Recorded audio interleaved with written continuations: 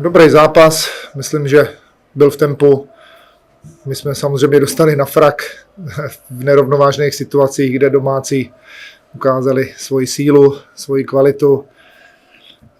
My jsme na to nezareagovali, byť jsme taky měli šance.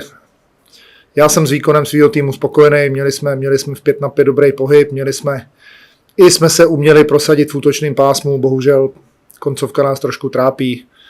Dobrý zápas.